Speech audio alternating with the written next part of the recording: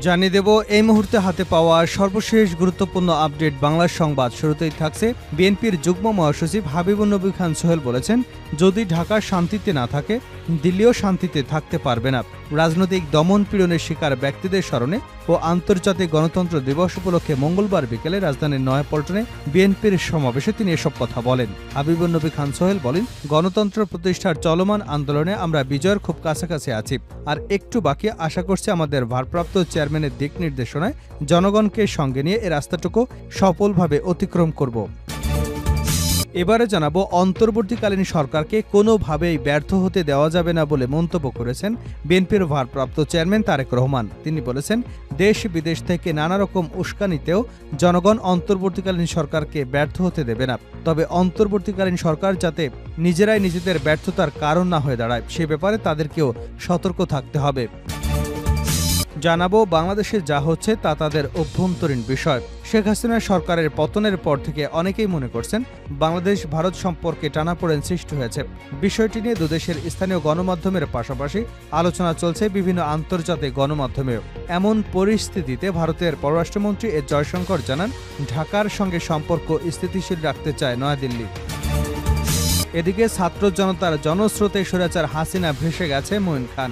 বিএনপির জাতীয় স্থায়ী কমিটির সদস্য ডক্টর আব্দুল মঈন খান বলেছেন, ছাত্র জনতার জনস্রোতে স্বৈরাচার শেখ হাসিনা ভেসে গেছে।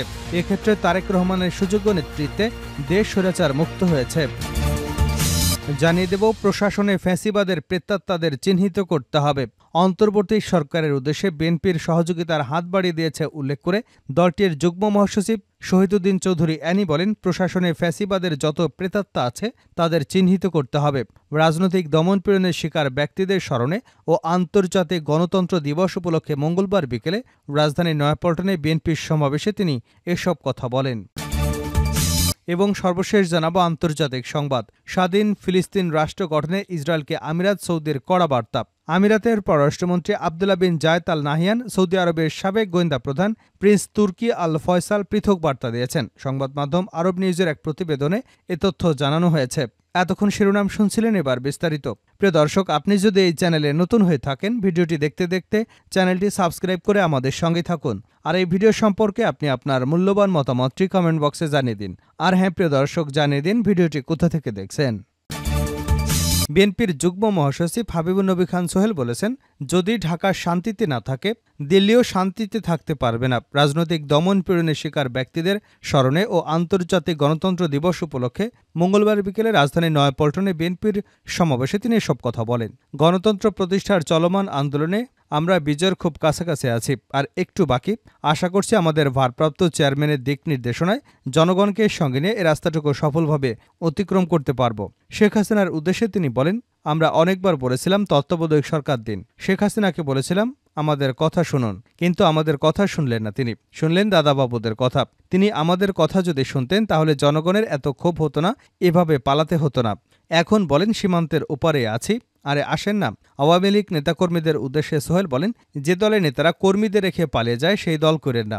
আরেকটি কথা বলতে চাই, যারা তাকে প্রশ্রয় দিয়েছেন, যিনি মাত্র 15 দিনে 900টি নিরপরাধ মানুষকে হত্যা করেছে, বিএনপি নেতাকর্মীদের হত্যা করেছে, গুম করেছে, এই সিরিয়াল কিলার শেখ হাসিনাকে যারা প্রশ্রয় দিয়েছেন, ফোন দিয়েছেন, কান পেতে শুনে রাখেন, যদি ঢাকা শান্তিতে না থাকে দিল্লিও শান্তিতে থাকতে পারবে না। কিভাবে তা করতে হয় আমরা তা ভালো করে জানি।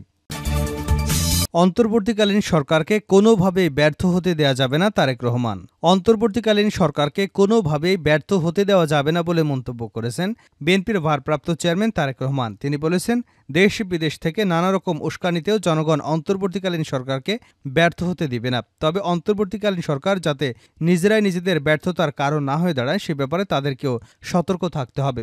মঙ্গলবার বিকেলে নয়াপল্টনস্থ বিএনপির কেন্দ্রীয় কার্যালয়ে আয়োজিত সমাবেশে লন্ডন থেকে ভার্চুয়ালি যুক্ত হয়ে প্রধান অতিথির বক্তব্যে এ মন্তব্য করেন তিনি। বর্তমান অন্তর্বর্তীকালীন সরকার হাজারো শহীদের রক্তের বিনিময়ে লক্ষ কোটি জনতার গণ অভ্যুত্থানের ফসল উল্লেখ করে বিএনপির ভারপ্রাপ্ত চেয়ারম্যান বলেন, এ সরকারের কোনো কোনো কার্যক্রম সকলের কাছে হয়তো সাফল্য হিসেবে বিবেচিত নাও হতে পারে, কিন্তু আমাদের সকলের মনে রাখতে হবে এই সরকারের ব্যর্থতা আমাদের সকলের ব্যর্থতা। বাংলাদেশের পক্ষে গণতন্ত্রকামী জনগণের ব্যর্থতা। বাংলাদেশ কিংবা যে কোনো দেশেই গণঅভ্যুত্থানের মাধ্যমে গঠিত সরকার অবশ্যই জনগণের সরকার। তাই জনগণ অন্তর্বর্তীকালীন সরকারের প্রতি সহযোগিতা অব্যাহত রেখে রেখেছে রাখবে। তিনি বলেন, কোনো এক পর্যায়ে অন্তর্বর্তীকালীন সরকারের জবাবদিহিতাও নির্বাচিত সংসদের মাধ্যমে নিশ্চিত করা হয়। সুতরাং জনগণের রাজনৈতিক ক্ষমতায়নের মাধ্যমে একটি নির্বাচিত সংসদ এবং সরকার প্রতিষ্ঠায় অন্তর্বর্তীকালীন সরকারের সকল সংস্কার কার্যক্রমের প্রথম এবং প্রধান টার্গেট হওয়া জরুরি। এজন্য আমরা মনে করি অগ্রাধিকার ভিত্তিতে জনগণের ভোটে নির্বাচিত প্রতিনিধিদের দ্বারা জবাবদিহিমূলক সরকার এবং সংসদ প্রতিষ্ঠার লক্ষ্যকে সামনে রেখেই সংস্কার কার্যক্রম এগিয়ে নেওয়া দরকার। এর আগে বেলা 2:30টায় নয়াপল্টনস্থ বিএনপির কেন্দ্রীয় কার্যালয়ের সামনে পবিত্র কোরআন তেলাওয়াতের মধ্য দিয়ে সমাবেশ শুরু হয়। আন্তর্জাতিক গণতন্ত্র দিবস উপলক্ষে আয়োজিত এই সমাবেশে নেতাকর্মীদের ঢল নামে নয়াপল্টন এলাকায়। রাজধানীর প্রতিটি ওয়ার্ড থানা থেকে মিছিল নিয়ে সমাবেশে আসেন বিএনপি এবং এর অঙ্গ ও সহযোগী সংগঠনের নেতাকর্মীরা। বাংলাদেশে যা হচ্ছে তা তাদের অভ্যন্তরীণ বিষয় জয়শঙ্কর। শেখ হাসিনার সরকারের পতনের পর থেকে অনেকেই মনে করছেন বাংলাদেশ ভারত সম্পর্কে টানাপোড়েন সৃষ্টি হয়েছে। বিষয়টি নিয়ে দুদেশের স্থানীয় গণমাধ্যমের পাশাপাশি আলোচনা চলছে বিভিন্ন আন্তর্জাতিক গণমাধ্যমেও। এমন পরিস্থিতিতে ভারতের পররাষ্ট্রমন্ত্রী এস জয়শঙ্কর জানান, ঢাকার সঙ্গে সম্পর্ক স্থিতিশীল রাখতে চায় দিল্লি। মঙ্গলবার ভারতীয় সংবাদ মাধ্যম এনডিটিভিকে এস জয়শঙ্কর বলেন, বাংলাদেশে যা হচ্ছে বা যা হবে তা দেশটির অভ্যন্তরীণ বিষয়। তবে আমরা বাংলাদেশের সঙ্গে সম্পর্ক স্থিতিশীল রাখতে চাই। প্রতিবেশীরা একে অপরের উপর নির্ভরশীল। আমাদের ভালো বাণিজ্য আছে, আমাদের জনগণের মধ্যে সম্পর্ক ভালো। আমি দুদেশের সম্পর্ক এভাবেই রাখতে চাই। ছাত্র জনতার গণঅভ্যুত্থানের মুখে গত 5 আগস্ট প্রধানমন্ত্রীর পদ থেকে পদত্যাগ করে ভারতে পালিয়ে যান শেখ হাসিনা। এরপর থেকে তিনি সে দেশটিতে অবস্থান করছেন। ভারতের শেখ হাসিনার অবস্থান অন্তর্বর্তী সরকারের সঙ্গে একটি শক্তিশালী সম্পর্ক গড়ে তোলার ক্ষেত্রে দিল্লির জন্য চ্যালেঞ্জ তৈরি করেছে বলে মনে করা হচ্ছে। এর আগে গত মাসে ভারতের পার্লামেন্টে জয়শঙ্কর বলেছিলেন, শেখ হাসিনা খুব কম সময়ের নোটিশে দিল্লি আসার অনুমতি চেয়েছিলেন।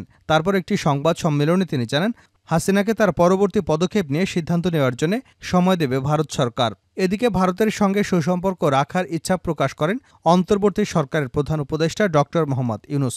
গত সপ্তাহে এক সাক্ষাৎকারে ডক্টর ইউনুস বলেন, দিল্লির সঙ্গে সুসম্পর্ক বজায় রাখা ছাড়া ঢাকার কোনো বিকল্প নেই। পানি বণ্টন, আন্তঃসীমান্ত যোগাযোগের মতো দ্বিপাক্ষিক সমস্যার দিকেও ইঙ্গিত করেন প্রধান উপদেষ্টা। এসব সমস্যা সমাধানের জন্য তার প্রশাসন দিল্লির সঙ্গে একসঙ্গে কাজ করবে বলে জানান ডক্টর ইউনুস। ছাত্র জনতার জনস্রোতে স্বৈরাচার হাসিনা ভেসে গেছে মঈন খান। বিএনপির জাতীয় স্থায়ী কমিটির সদস্য ডক্টর আব্দুল মঈন খান বলেছেন, ছাত্র জনতার জনস্রোতে স্বৈরাচার শেখ হাসিনা ভেসে গেছেন। এক্ষেত্রে তারেক রহমানের সুযোগ্য নেতৃত্বে দেশ স্বৈরাচার মুক্ত হয়েছে। আন্তর্জাতিক গণতন্ত্র দিবস উপলক্ষে মঙ্গলবার রাজধানীর নয়াপল্টনে বিএনপির কেন্দ্রীয় কার্যালয়ের সামনের সমাবেশে তিনি এসব কথা বলেন। মঈন খান বলেন, বাংলাদেশের মুক্তিকামী ছাত্র জনতা যে ইতিহাস তৈরি করেছে তা পুরো পৃথিবীর ইতিহাসে স্বর্ণাক্ষরে লেখা থাকবে। ছাত্র জনতার জনস্রোতে স্বৈরাচার হাসিনা ভেসে গেছে। ছাত্র জনতাকে বিএনপি সমর্থন দিয়েছে এবং দেবে। তবে নির্ধারিত সময়ে প্রথম ম্যান্ডেট নির্বাচন দিতে হবে। একই সঙ্গে গত 15 বছরে যে জুলুম নির্যাতন হয়েছে তার বিচার করতে হবে। শেষ করছে আন্তর্জাতিক সংবাদ দিয়ে। স্বাধীন ফিলিস্তিন রাষ্ট্র গঠনে ইসরায়েলকে আমিরাত ও সৌদির কড়া বার্তা। স্বাধীন ফিলিস্তিনি রাষ্ট্র গঠনে ইসরায়েলের প্রতি কড়া বার্তা দিয়েছে মধ্যপ্রাচ্যের দেশ সংযুক্ত আরব আমিরাত ও সৌদি আরব। আমিরাতের পররাষ্ট্রমন্ত্রী আবদুল্লাহ বিন জায়েদ আল নাহিয়ান এবং সৌদি আরবের সাবেক গোয়েন্দা প্রধান প্রিন্স তুর্কি আল ফয়সাল পৃথক বার্তা দিয়েছেন। সংবাদ মাধ্যম আরব নিউজের এক প্রতিবেদনে এ তথ্য জানানো হয়েছে। আমিরাত জানিয়েছে, স্বাধীন ফিলিস্তিনি রাষ্ট্র প্রতিষ্ঠার আগ পর্যন্ত গাজায় ইসরায়েলের যুদ্ধ পরবর্তী কোনো পরিকল্পনায় সমর্থন দেবে না তারা। অন্যদিকে সৌদি আরব জানিয়েছে, ফিলিস্তিনি রাষ্ট্র প্রতিষ্ঠা ছাড়া ইসরায়েলের সঙ্গে সম্পর্ক স্বাভাবিক করবে না তারা। শনিবার সামাজিক যোগাযোগ মাধ্যম এক্সে দেওয়া এক পোস্টে আমিরাতের পররাষ্ট্রমন্ত্রী আবদুল্লাহ বিন জায়েদ আল নাহিয়ান বলেছেন, আমিরাত ফিলিস্তিনি রাষ্ট্রের প্রতিষ্ঠা ছাড়া গাজায় যুদ্ধ পরবর্তী পরিকল্পনায় সমর্থন দিতে প্রস্তুত নয়। এমন একটি ফিলিস্তিনি সরকার গঠিত হবে যেখানে সরকার ভ্রাতৃপ্রতিম ফিলিস্তিনি জনগণের আশা আকাঙ্ক্ষা পূরণ করবে এবং সততা, যোগ্যতা ও স্বাধীনতা সম্মানের সঙ্গে এটি পরিচালিত হবে। এ ধরনের সরকারকে আমিরাত সব ধরনের সহায়তা দিতে প্রস্তুত থাকবে। এদিকে সৌদি আরবের সাবেক গোয়েন্দা প্রধান তুর্কি আল ফয়সাল বলেন, যতক্ষণ পর্যন্ত স্বাধীন ফিলিস্তিনি রাষ্ট্র প্রতিষ্ঠা না হবে ততক্ষণ ইসরায়েলের সঙ্গে সম্পর্ক স্বাভাবিক করবে না সৌদি আরব। এর আগে গত মে মাসে নিউ ইয়র্ক টাইমসের প্রকাশিত এক নিবন্ধে বলা হয়, ইসরায়েলকে সম্পর্ক স্থাপনের জন্য সৌদির শর্ত মানতে হবে, তবে এ সম্পর্ক স্থাপিত হবে। এই শর্তগুলো হলো গাজা থেকে সরে যাওয়া, বসতি স্থাপন বন্ধ এবং 3 থেকে 5 বছরের মধ্যে স্বাধীন ফিলিস্তিনি রাষ্ট্র গঠন করা। নিবন্ধে লেখক উল্লেখ করেন, ইসরায়েলের বর্তমান প্রধানমন্ত্রী বেঞ্জামিন নেতানিয়াহুর অধীনে যে চুক্তি বাস্তবায়নের সম্ভাবনা খুবই কম। তবে সৌদির শর্ত মেনে নেওয়ার মতো ইসরায়েলের কোনো সরকার এলে তখন চুক্তি হতে পারে। চুক্তির অংশ হিসেবে সৌদি আরবকে নিরাপত্তার জন্য যুক্তরাষ্ট্র প্রতিশ্রুতিবদ্ধ হবে। এছাড়া পারমাণবিক অবকাঠামোর ক্ষেত্রেও সহায়তা করবে তারা।